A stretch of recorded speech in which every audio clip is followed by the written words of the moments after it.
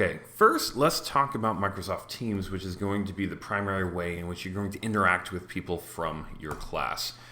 To get to that, we go just in your web browser to office.com, and it should bring you to this page. Go ahead and go to sign in, and here at sign in, give it your Walla Walla email that you should have gotten from IT or from Stephanie in an email. If you haven't gotten that yet and are confused about how to do that, please email me or email Stephanie Marsh to figure out how we can go about that. Okay, so mine is kurt.onthank@wallawalla.edu and hit enter, and it's going to take you to Walla Walla's specific web sign-in page, which is this. And then from there, just put in your password. So if I did that right. Yep, there we go. Okay, do I want to sign in? Stay signed in? Yes, please.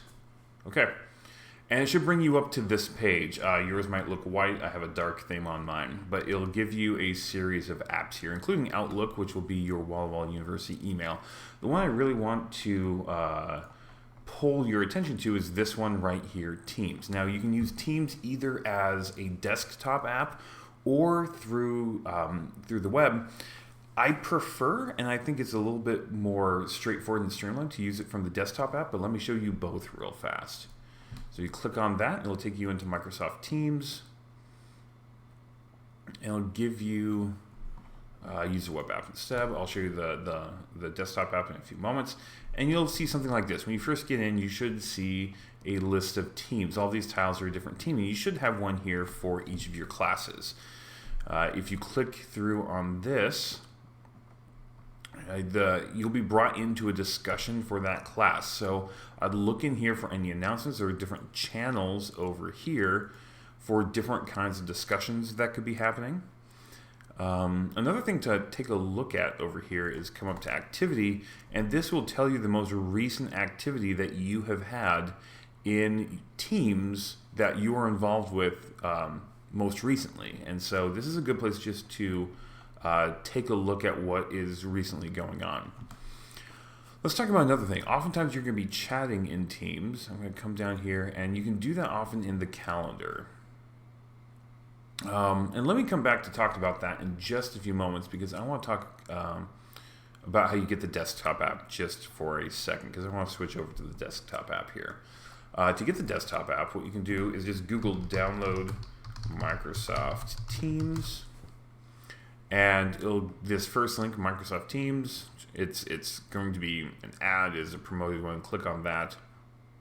If we come up here, you can sign in, but if you scroll down, you can also get download the desktop app, and it should take you to download that. If that link doesn't work, you should be able to scroll down again and download Teams for your desktop. As another place. I'm using Linux, so it's giving me the Linux downloaders. If you're using Windows or Mac, it should give you the downloaders for those. One other thing to just note here is that you can also get Teams on Android or iPhones. And so you can use this through your phone as well. And many of us faculty do. And so we are fairly well connected with that. Okay, let me bring up the Microsoft Teams desktop app and show you a little bit about that. Bring this. So this is my Microsoft Teams desktop app. One thing I want you to notice here is that, especially if I go back to Teams, this looks essentially just like what we had going on before, just as a desktop app. It just tends to work a little bit more smooth in my experience, and so I'd suggest you get this, but that's not necessarily required. So let's talk a little bit more about how we go about this.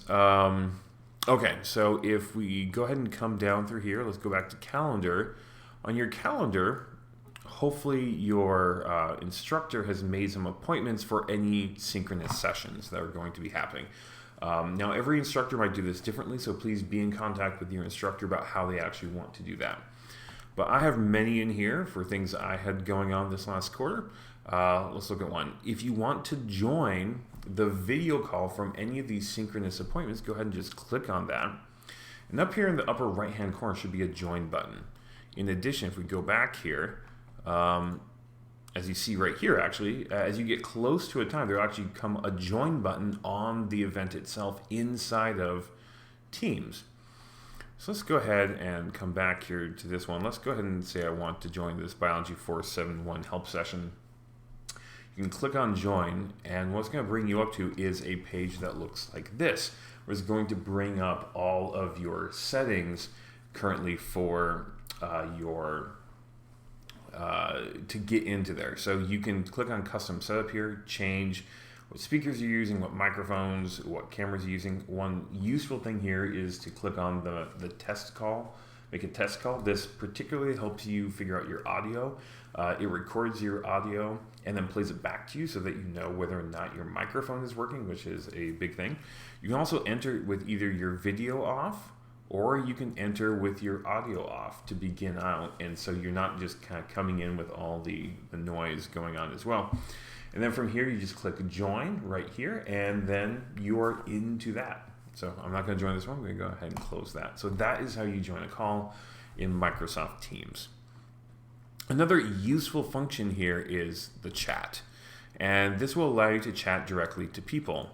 You don't actually have to be in chat to chat with someone. You see you have this search or type a command up here. What you can do is up here you can just type the app button and then the name or the username of the person that you want to chat with. So let's say your instructor is Jim Nestler. You can just type in jim.nestler and then space, and if you type in some other stuff, it will send that to him as a chat. There we go. And if I come back in here to chat, let me do that again. Jim.Nestler.